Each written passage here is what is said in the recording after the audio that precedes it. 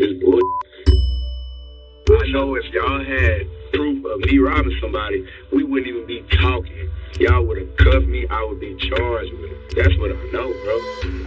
In January of 2020, the baby, aka Jonathan Kirk, was supposed to be playing a show at a nightclub in Miami.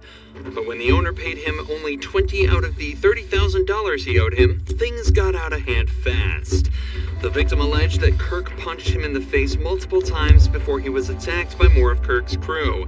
He was beaten up and knocked to the ground before being robbed for his phone, his credit card, and $80 cash. The only footage of the event was this piece of obscured CCTV footage. Kirk fled the scene in a black SUV before returning to the hotel a few hours later, only to be met by both of the victims and a team of police waiting to arrest him. He was escorted to the police station and told he was only there as part of an investigation. Say, we just gotta do our investigation and that's it.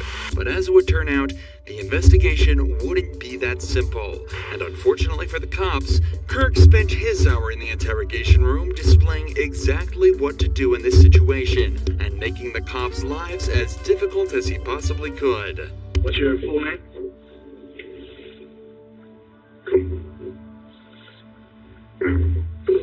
Would you want to get for you? This is just a formality. Just tell your name, your date of birth, and all that stuff.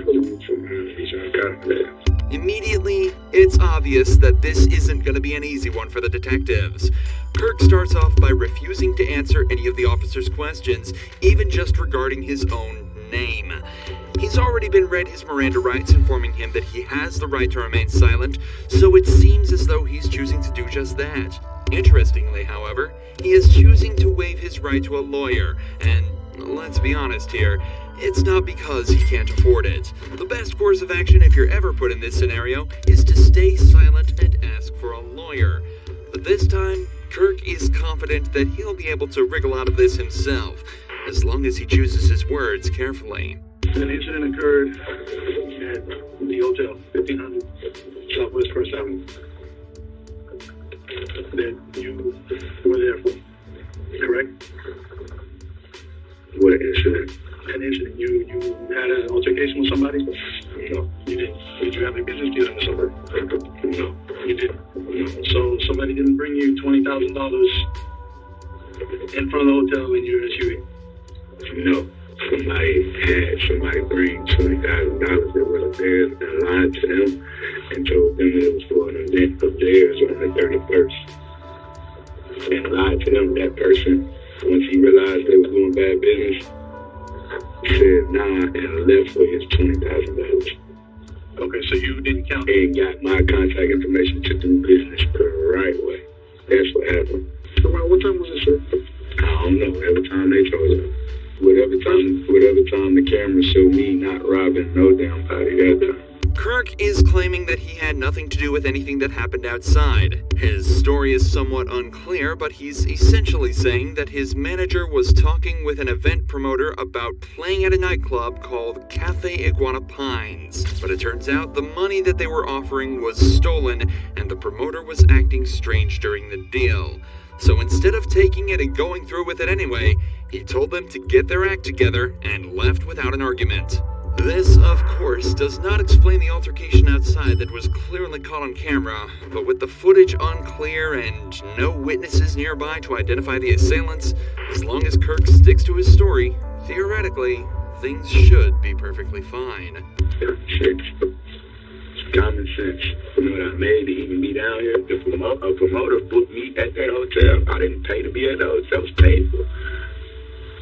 You'd have let me on my room, you would have saw close to $250,000 cash legally hard-earned money. I don't got to take nothing from nobody, bro. So let me ask you this. I will go outside here right now and throw $10,000 in the air. Like, I do not care about no money. I don't. Was there an argument? No, it was an argument. I didn't argue with a soul. My voice was never raised. It was never aggressive language for me. None of that. Was there a fight? None of that. No, I ain't seen no fight. Man, nothing's taken. We shouldn't be in no robbery. So when y'all get done doing what y'all doing, y'all need to do y'all job. Y'all need to follow y'all process. And y'all need to arrest whoever gave y'all these false allegations, bro. This bullshit. While it may just look like Kirk is flexing his rapper money here, This is actually a very good point for him to bring up in this situation. If he's doing random $30,000 deals on a weekday and paying for hundreds of thousands of people per month, what does he need $80 and an iPhone for? The further he can place himself from this event, both literally and figuratively, the better. From Kirk's point of view, he was nowhere near that crime. He had no reason to commit that crime, and he has sound and reasonable explanation for his whereabouts at the time. However, from the detective's side, a crime was committed, and Kirk's vehicle was right there as it happened. So they need to try and extract the information needed to piece his day together to come up with a story that Kirk cannot argue with. That forces him into a confession. When I encountered you in the hotel, you came back to the concierge, the counter. Yeah. Where were you coming from at that point? Prime, whatever the hell. I went to eat. I went to get food. Where is that? I don't know. You don't know? No. How'd you get there? In the car. What kind of car? Was it a car you drove? Somebody else drove? Uber. Uber? Yeah. What kind of car was it? Small car, SUV, truck, what? I don't know. Let's talk about what matters. Let's talk about what matters. Let's talk about what y'all need to get me about this stuff. When I'm driving in the car, when I went to go eat, what time I went, that don't have nothing to do with the fact I ain't robbed a damn soul. Me, nobody around me, ain't nobody robbing nobody. Let's take the word robbery out of the picture. So while we here, we taking the word robbery out of the picture. Y'all too. Y'all robbery. This is robbery. That's the second word he said. That's the second word he said when he came in here. Robbery. Come on, bro. Okay, listen. He told me, he asked a question to me about a robbery when I walked in the hotel. Robbery. I had every answer to the question you needed right there. Whoa, that ain't it. That's false. I throw that out the window. We talking about robbery, bro.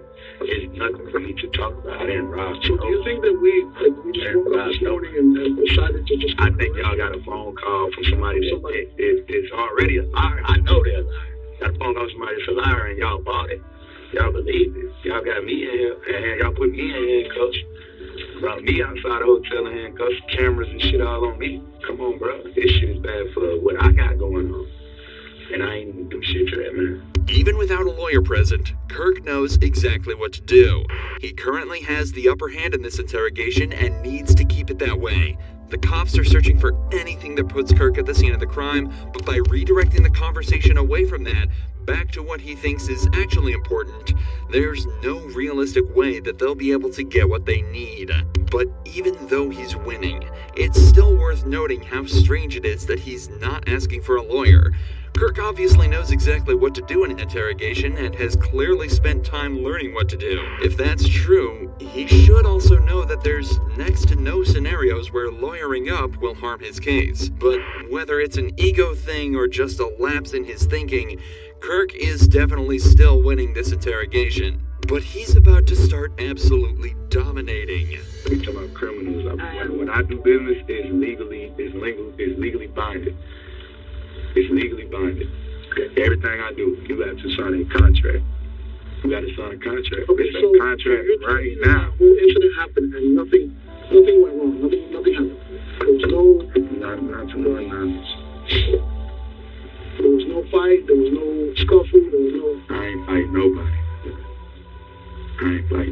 But y'all know it's too much. Bro, y'all know too many lies. You get what I'm saying? That's why y'all gotta move backwards like that, bro. Like, you're saying that they're lies, but you don't know what we have. We don't know. Okay. I know if y'all had proof of me robbing somebody, we wouldn't even be talking. Y'all would have cuffed me. I would be charged with it. That's what I know, bro. That's what I know.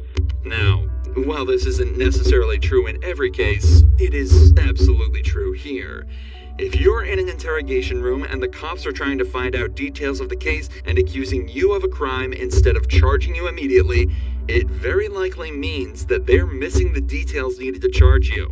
In the vast majority of cases, an interrogation is only done to extract a confession when they don't have enough evidence to easily convict you otherwise. There are a few other niche scenarios, such as trying to figure out why you committed a crime, but it's often very easy to distinguish why exactly you're there based on what you know about the event and what questions they're asking. If the cops know that you're guilty and have irrefutable evidence, cooperation has a lot of merit. But if they can't prove you did what they say you did, stay silent and ask for a lawyer, especially if you're innocent. I ain't no fool. Your side of the story. My side of the story is I ain't done that. I don't have a side of the story because I ain't done nothing to nobody. So that's what I want. And before something could be done to me, and before something could be done to me, I realized I was dealing with bad business. And I Why do you say it was bad business? What? Why do you say it was bad I've business? already told y'all that you want to rewind this. You gonna rewind it, bro? I already told y'all, bro. My story not gonna come out different no matter how many times I say it, bro. It's not, bro. It's right here. So you press stop and rewind and play. It's going here. That's why I said it was bad business, bro. Come on, bro. This nigga blowing my phone up all day, all night. He needed my help. But his event, he already was in deep water because he's already doing, and I see why. He's already doing bad business. You see what I'm saying? He has an event that wasn't going to go as planned. He needed me to make up for that. He needed me to cover his ass, so he brought in another person lied to him, swindled him. He thinking he coming to book me for a whole different event, and they tricking him, got him paying me to come do a walk through the night. Come on, bro. These niggas full of shit. And matter of fact, check them cameras. Y'all got crime scene investigation unit out there. Check the cameras. See him meet up with somebody else in the lobby. Ask him, hey, who is that? Ask him. Follow up on what I'm telling y'all. That's what we're trying At the end of the day, I would expect people to act on common sense anyway.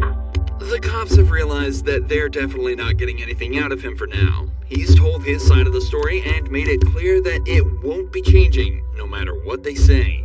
So, as is the protocol here, the detectives decide to leave the room and spend some time outside trying to come up with their next move. This is also often done as it gives the suspect time alone in the room to sit and build up anxiety. In many cases, it can actually be the difference between breaking through a suspect or not. But in this case, Kirk literally just shut his eyes and went to sleep. This dude really does not care.